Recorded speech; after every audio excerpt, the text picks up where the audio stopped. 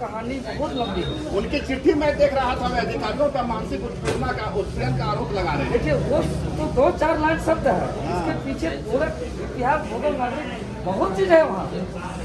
उन्होंने टाइगर जयराम का तो खत भी लिखा था। हाँ बिल्कुल लिखा था, और वो बहुत दिनों से प्रताड़ित है, और इसलिए प्रताड़ित है कि जिस प्रखंड में ये कार्यरत थे वो प्रखंड एक्चुअल में पूरा भ्रष्टाचार का अड्डा बन गया और वो कचरा का डब्बा बन गया। तो वहाँ पे ईमानदारी पूर्वक काम कर रहे थे, तो ईमानदारी से इनको कोई काम करने नहीं दिया जा रहा, ऐसा अंदेशा लगाया जा रहा है। और ये बहुत बड़ा भ्रष्टाचार को इंगित करता है जो घटना घटा है। इसीलिए एक सरकारी प्रखंड परिसर में कोई आत्महत्या का प्रयास करे, वो भी जो अभी आंदोलन से सबसे चर्चित हमारे टाइगर जयराम महतो जी के नाम खत लिखते हुए, ये बहुत बड़ा सवाल है, ये जांच के विषय है। और इस तरह के जो भी ईमानदार जो कार्यरत कर्मी है, अधिकारी हैं, पदाधिकारी हैं, सेवारत हैं, जो भी ईमानदारी से काम कर रहे हैं, उसका कैसे नहीं होता है कि उनका सांस सही से ले नहीं पा रहा है, हार्ट बीट बढ़िया से चल नहीं पा रहा है। ईमानदार लोगों का हार्ट बीट बढ़ा हुआ है, ईमानदार लोगों का। बिल्कुल। इस हेमंत सोरेन की सरकार में जितना भी सरकारी दफ्तर है वहाँ बिना चढ़ाव में परिश्रम नहीं हो रहा है। पहले तो आम लोगों के द्वारा भ्रष्टाचार के खिलाफ शिकायत आती थी, अब तो जो कर्मी है वही इस भ्रष्टाचार को उजागर कर रहे हैं। ऐसा ये बहुत बड़ा ये बात है, और ऐसा कर्मी हर जगह अंदर में ये चीज घुट के है, लेकिन सुखदेव जी इस घुटन को बाहर निकाले हैं। इसीलिए हम आपके चैनल के माध्यम से हम हेमंत सोरेन जी की सरकार से हम मांग करते हैं कि ब्लॉक के अंदर जो आत्महत्या का प्रयास के पीछे का जो कहानी है और वो जो घुटन प्रस्तुत किया है खत के माध्यम से, यह बहुत गंभीर विषय है, बहुत गंभीर मामला है, इनका जांच होना चाहिए। एक एसआईटी कमेटी गठित करके स्पेशल जांच होना चाहिए, और जांच से इनका सच्चाई आम आवाम को जानकारी होना चाहिए, क्योंकि यह इतिहास में पहली बार हो रहा है पूरे भारत में। संभवतः हमको जहाँ तक लग रहा है झारखंड में तो पहला घटना है ही कि कोई सरकारी कर्मी सरकारी दफ्तर में स्थानीय विधायक को खत लिखते हुए अपना पीड़ा बताते हुए, अपना दुख तकलीफ दर्द बयां करते हुए आत्महत्या का प्रयास किया है, और अभी रिम्स में जिंदगी और मौत का जंग लड़ रहा है। तो सबसे पहले तो हम कामना करते हैं इनका स्वास्थ्य जल्द से जल्द सुधार हो, ताकि इसके जिंदा रखना जरूरी है इस लड़ाई और इस जांच में। बहुत बड़ा मगरमच्छ है, ये बहुत बड़ा सरगना गिरोह जो लूट खंड बना के रखे हैं, इसमें बहुत कुछ सामने आएगा। अच्छा, देवेंद्र महतो जी चूंकि इस रिम्स के परिसर में खड़े हैं, और स्वास्थ्य विभाग का हाल क्या है, दूसरे विभागों की तरह उसका भी जो हाल है, स्वास्थ्य मंत्री इरफान अंसारी ने पत्रकारों के हाथ पे हथकड़ी लगा दी है। उन्होंने कहा है कि रिम्स आज किसी भी संस्थान की जो बदहाली की तस्वीर है। देखिए, इस लोकतंत्र का चौथे स्तंभ है, और एक मीडिया का काम क्या है, मीडिया का काम क्या है, माननीय स्वास्थ्य मंत्री को जानना चाहिए, समझना चाहिए। मीडिया का काम है जो डॉक्टर ड्यूटी नहीं कर रहे हैं उसको उजागर करना।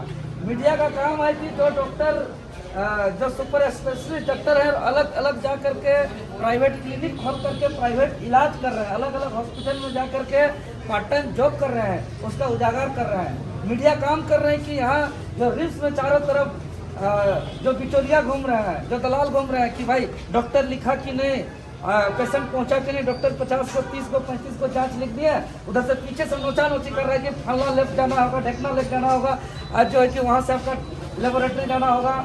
और फिर उसके बाद जब डॉक्टर लिखते हैं प्रिस्क्रिप्शन में मेडिसिन, तो उसके लिए भी यहाँ खिंचातानी होता है कि आपका पार्टिकुलर फलना दुकान से लेना है, ढेकना दुकान से लेना है। तो यही चीज़ों को तो मीडिया उजागर कर रहा है।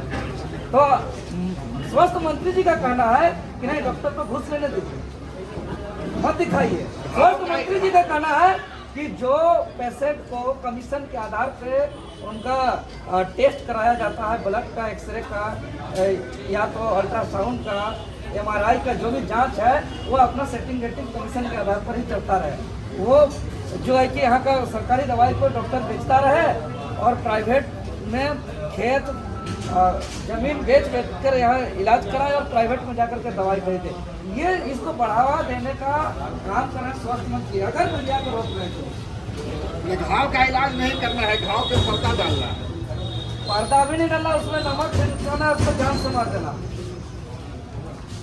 देखिए होता क्या, प्रैक्टिकली बताइए ना कि जैसे पेशेंट कोई आया, सबसे पहले डॉक्टर 50 को टेस्ट, उसके पीछे लाइन लगा होगा, आदमी बोला कि सब टेस्ट एक ही बार जमा करिए, कहाँ से होगा उसको भी जानकारी नहीं है। जो पेशेंट है बोलेगा एक बार रिपोर्ट आ जाएगा, रिपोर्ट आएगा उसके बाद बोलेंगे कि सब दवाई फला दुकान से लेना। और यदि उस बिचौलिया का बात आप रिम्स में नहीं सुने और दोबारा अगर आपको दिक्कत हुई तो डॉक्टर को चिल्लाते रहिए, नर्स को चिल्लाते रहिए, स्टाफ को चिल्लाते रहिए, आपको पास कोई सुनने वाला नहीं। इसी रिम्स में एक अस्कूर बच्चे की मौत होगी और समय पे इलाज नहीं मिला। ऐसा रोज इस तरह का घटना घटती है। लेकिन कुछ घटना जो है कि पब्लिक के बीच में बाहर आती है। अभी देख रहे हैं कि ब्लड के लिए तरस रहा है। देखिए कुछ आदमी अभी मेरे पास यहाँ आते आते आए तो किसी को बेड नहीं मिल रहा है, किसी को समय पर डॉक्टर इलाज नहीं कर पा रहा है। तो रिम्स की बड़ी संस्था है, इसके बारे में बता रहे हैं। सच्चाई चीज़ तो स्वास्थ्य मंत्री को लाज लग रहा है, शर्म आ रहा है। तो उसको प्रेस मीडिया को कुचलने से अच्छा, उनको दबाने से अच्छा रिम्स का सुधार किया जाए ताकि यहाँ आम आवाम का भला हो। सुखदेव महतो की जिंदगी की कामना तो मैं भी करता हूँ, पर देवेंद्र नाथ महतो जी भाषा आंदोलन के बड़े सिपाही रहे हैं।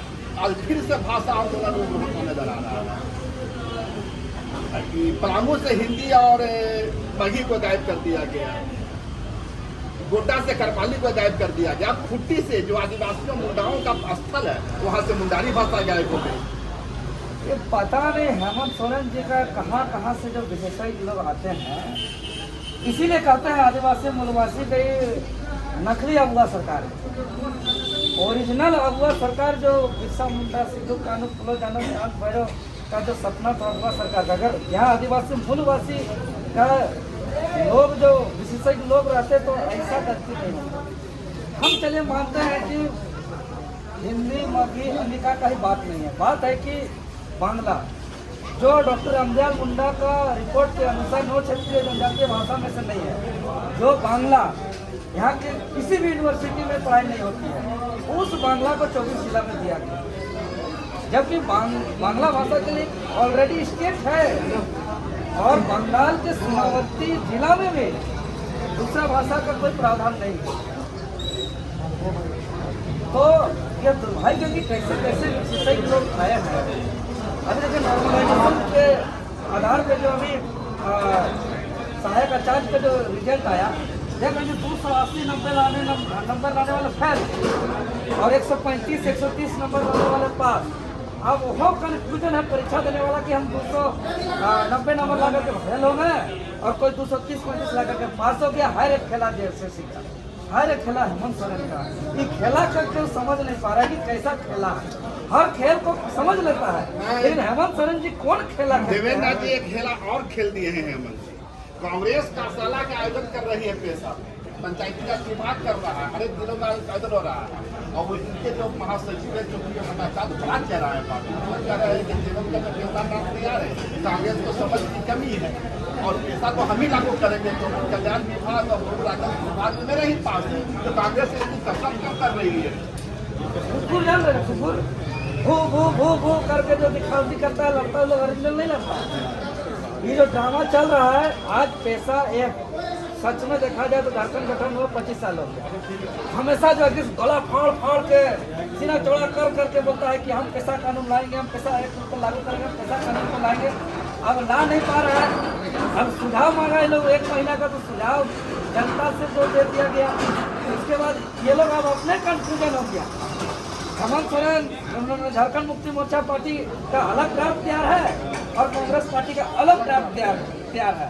तो अब ये लोग जो है कि अब जो कुकुर वाला लड़ाई जो भीतर से साथ मलाई खा रहे हैं, एक ही साथ कमीशन घूस रहा है, एक ही साथ सरकार चल रहा है, एक ही साथ सब कुछ हो रहा है, लेकिन 2 ड्राफ्ट मतलब इसको उलझाने का लोग काम कर रहे हैं।